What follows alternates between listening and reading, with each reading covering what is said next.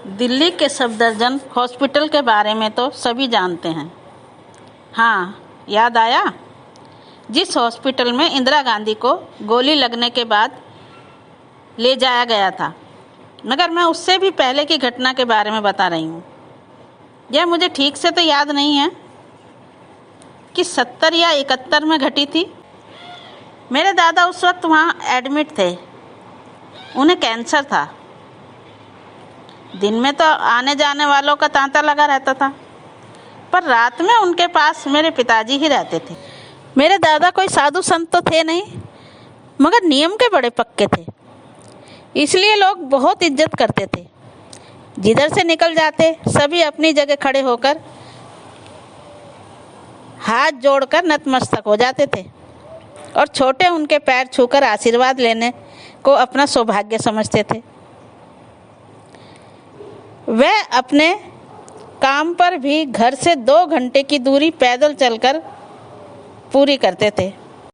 उनके नियम में एक नियम यह भी था कि सुबह जल्दी उठ जाना और नहा धो लेना। पहले घरों में तो नलके थे नहीं, बाहर से ही पानी लाकर रखा जाता था। वे रात भर के रखे हुए पानी से सुबह उठ के नहा लेते थे, चाहे सर्दी हो चाहे गर्मी हो।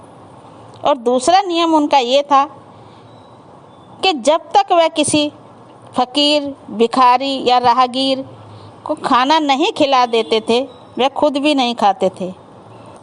पर हम उनके नियम की बात नहीं कर रहे, हम बात हॉस्पिटल की कर रहे हैं। वैसे डॉक्टर मेरे दादा को दवा देकर सुला देते थे, जिससे उन्हें रात भर आराम मिल सके। एक रात उन्हें कुछ ज़्यादा ही बेचैनी थी। उन्होंने मेरे पिता से कहा, मुझे बाथरूम जाना है। बाथरूम वार्ड से निकलकर थोड़ी दूरी पर था और बाथरूम के सामने मुर्दा घर था। वह बात मेरे पिता को नहीं मालूम थी।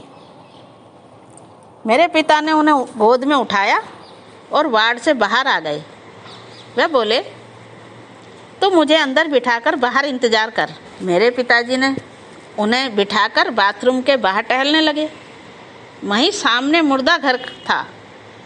उन्होंने देखा मुर्दा घर के दरवाजे से एक बहुत लंबा चौड़ा पहलवान जैसा आदमी, जिसने हॉस्पिटल के कपड़े पहने थे, उस बड़े दरवाजे से झुककर निकला और मेरे पिताजी के पास आकर बोला, कोई अंदर है क्या? मेरे पिताजी बोले, हाँ, मेरे पापा हैं। और वह आदमी मेरे पिता का हाथ पकड़ के घड़ी देखने के लिए बोला, टाइम पता है क्या हो रहा है? मेरे पिताजी ठंड से कांपने लगे। उन्हें ऐसा लगा जैसे किसी बर्फ़ के अंदर उन्हें दबा दिया हो। मेरे पिताजी बोले, घड़ी अंदर है वार्ड में। और वह जिस दरवाजे से आया था वह उसी से वापस चला गया और मेरे पिताजी उसे जाता हुआ देखते रहे। जब वह दरवाजे के अंदर चला गया तो मेरे पिताजी का जैसे सम्मोहन टूटा हो और वह बाथरूम में मेरे दादाजी के पास पहुँचे, मगर आवाज़ जैसे जम गई। ज़बान ने जैसे साथ छोड़ दिया और शरीर ऐसे काँप रहा था जैसे सर्द रात में बिना कपड़ों के। मेरे दादा ने हालत देखकर कहा, चल उठा मुझे। और वह मेरे पिताजी को लेकर वार्ड में आ गए। आने के बाद भी वह थर-थर काँप रहे थे। मेरे दादा ने उन्हें अपने पास ही बिठाकर रखा।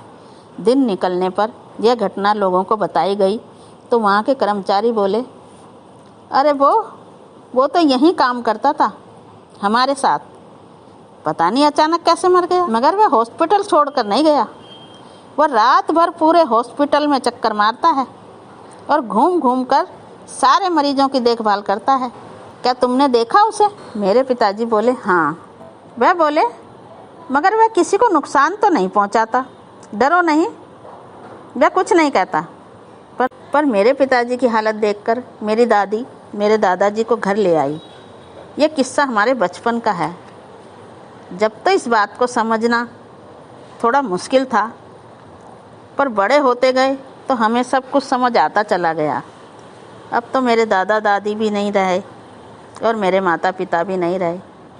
हम भाई बहन भी अब पोता पोती वाले हो गए। आज फिर सारे बच्चे इकट्ठा हुए तो मेरे दादा की तस्वीर देखकर यह किस्सा याद आ गया।